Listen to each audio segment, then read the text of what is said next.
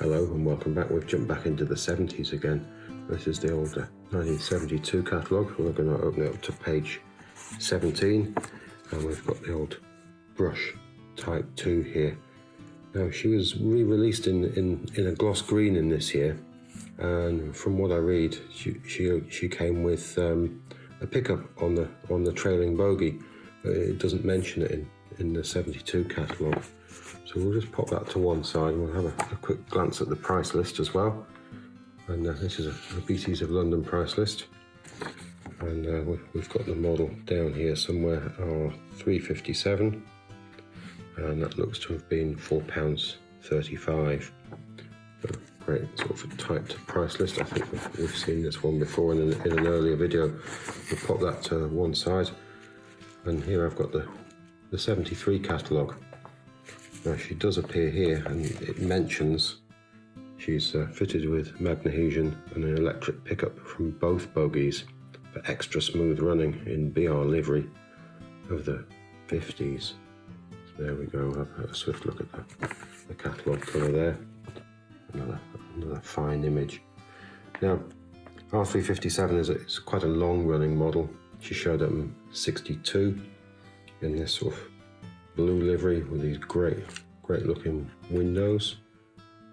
So a terrific looking model. We've seen this in an earlier video, but by 63 she'd been released in this green livery, which is perhaps more familiar, and she lasted in this livery till 68, but again no pickups on the trailing bogie. But in 65, 66, this is what's called an experimental blue livery, I believe. And I think both the green and this blue livery were available for that short period in the mid-60s. Again, no pickup on the trailing bogie. And then in I think 68 it became electric blue, and 69 then rail blue. I'm not sure which blue version this is, but they're very similar. So, and this lasted right up until 72, when the old gloss green version was re-released. So if I just grab the variation that I've got over here, and we just pop the catalogues to one side. And here we go. I believe this is either a 72 or a 73, but there's no paperwork with it, sadly. So in boxes for that sort of period, fairly tidy, sort of shelf worn, as they say. And we've got the model number on the end. BR A1A diesel electric locomotive. So it's just sort of white on the back. It says fix on the bottom, interestingly, and we've got the effective tape there. So we'll pop off the lid.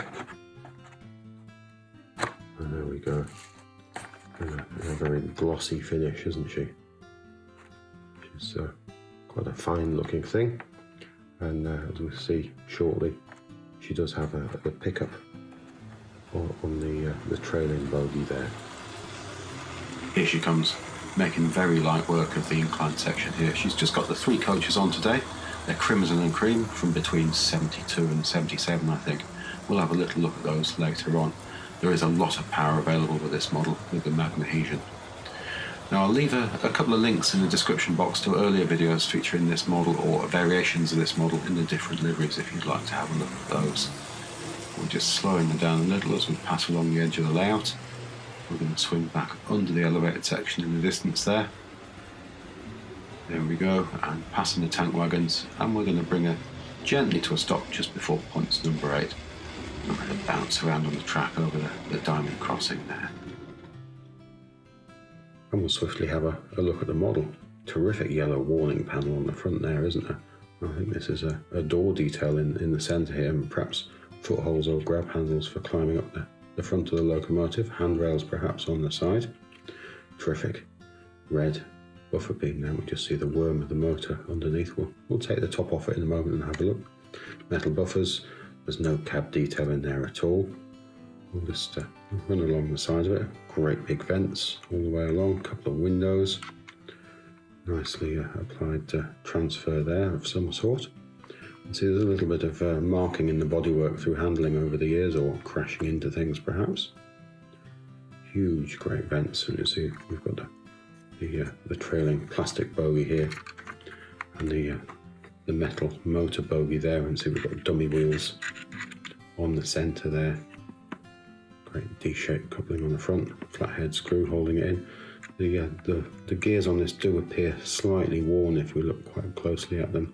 Sort of a slight dip in them if you look across them. I don't know whether we can see that, if I can get that into focus when we look down there.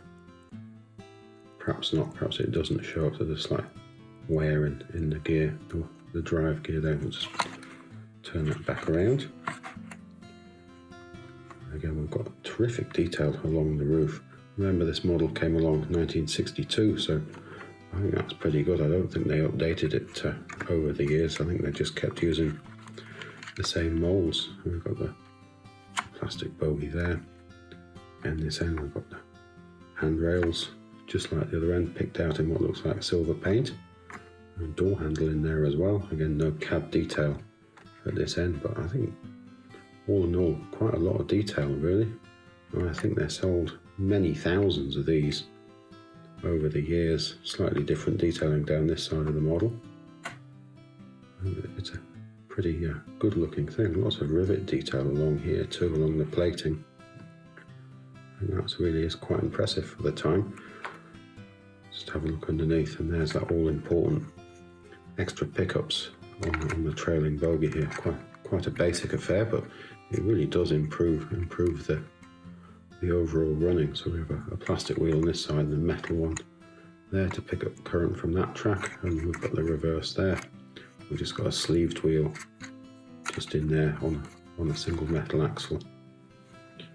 And then we've got some printing on here. We've got made in Britain and trying R.357, and I think this is some sort of maker's plate. I picked this out in an earlier video, and others had said that they hadn't been quite aware of it there. I think that says brush traction there. I can't quite read the lower word there, looking through the back of the camera. Still really terrific detailing, isn't it? I'll just have one last look along the side there. I've got the grab handles or steps. I think I pointed that out before. Back down the other side. Really nice colour this, isn't it? Is this a blue or another tone of green? I'm not quite sure.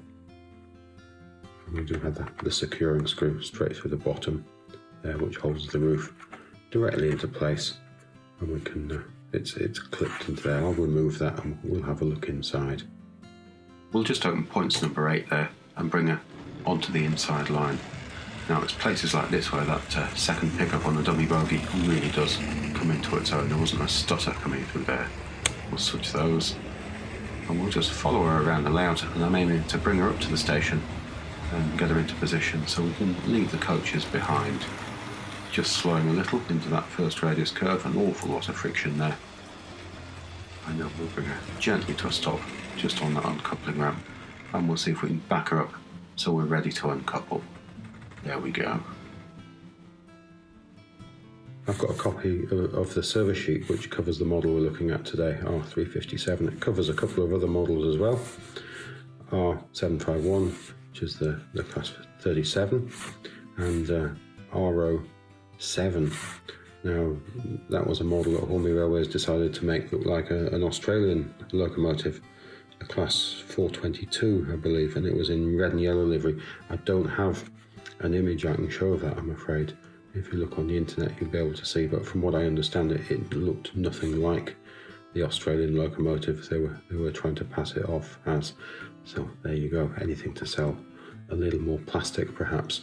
So here we've got the bogie with the pickup. We can see the wiring has indicated that it comes through the centre rivet there, and then it would be joined onto the motor. We can see the wiring here indicated there and there, which would pass through to the bogie along through the model, and it was the same setup for this model too. So we'll pop that down and have a look, and as it's wired right through the model, I'm not going to take the motor out. We'll just have a look at the top, and I've got a separate motor from another model, which we can just have a look at. So that's the motor buggy which is in use in here, and I think I've said before, it's not my favourite motor buggy. It has a number of problems. They work or they don't work. They seem to be sort of temperamental in being able to improve once they're not running properly.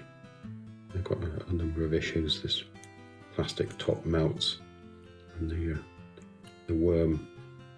armature of the worms either side tends to have get a lateral movement, which causes noise and wear to the gears, as we're seeing, I think.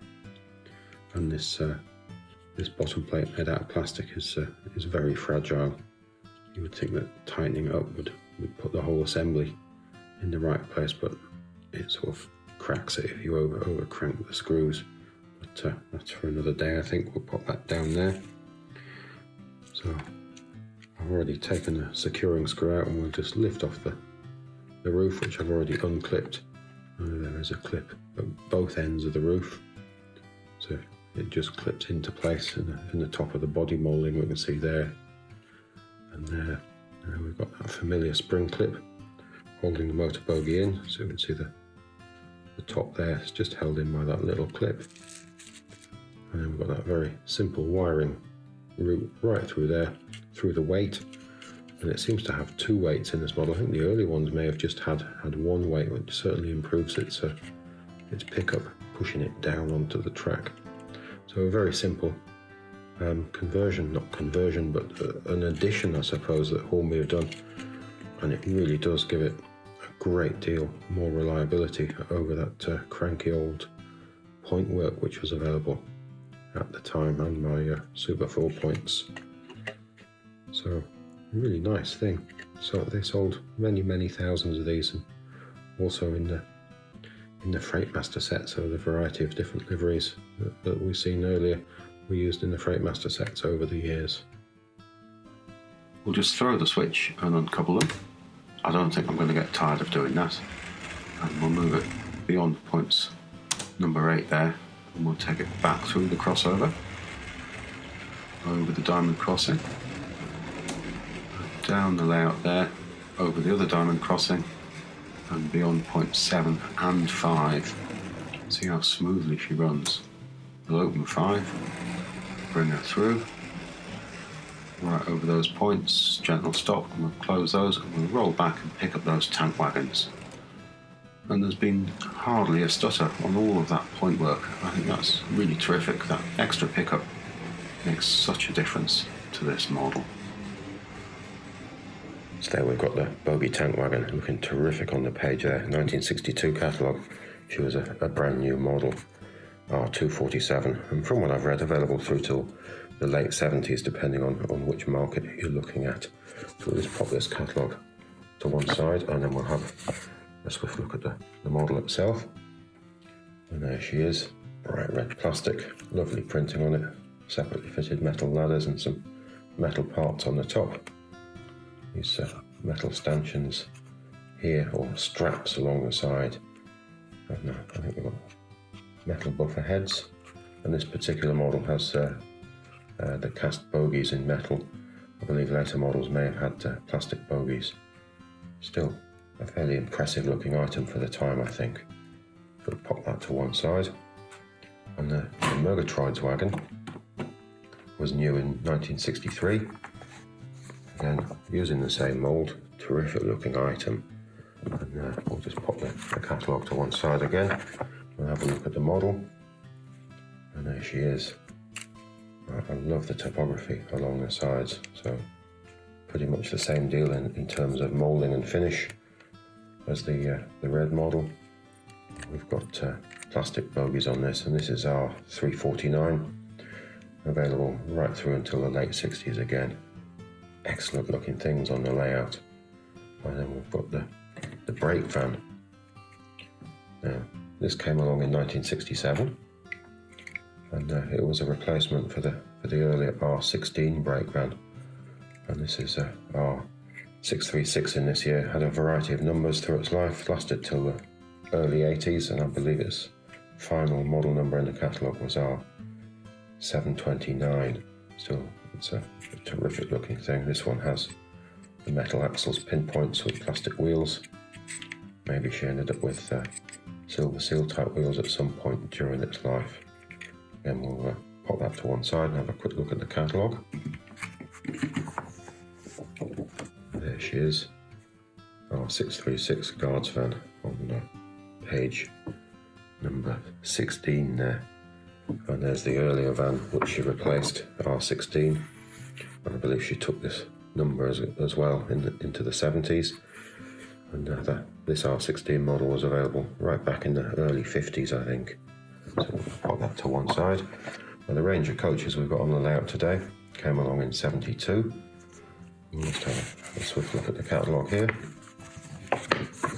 You can see the composite R626, we've got the brake R627, and the buffet R628. Now I believe these are available in one form or another right up until 77. So I'll just pop that down and have a look at the composite coach. So there we have so using this basic chassis, Triang Hornby and Hornby Railways have produced many different models using this with different coloured sides on, usually the same roof, although the buffets tended to have a different roof moulding. Lots of interior detail, really great looking thing, and that window, that handrail running through the window just printed onto the window glazing unit there. Metal buffers pushed into the plastic chassis there. And this one has plastic wheels with white rims. I believe it ended up with silver seal type wheels at some point through its life. And there were possibly a catalogue version, simplified without the black line on there. Still great looking things and really brightens up the layout. And there she is, now running around what I call the passing loop. We're going to bring her right up to the signal to a gentle stop. A lovely long shot there, coming down the track. Just bring her all the way up there, nice smooth stop, and then we'll wait for the signal to change, and off we go. And again, you'll see that she's really smooth through the point work there. Well, I think that's probably it for this week. Thanks again for watching. If you look back again next time, we'll have something else from the range to look at. Goodbye now.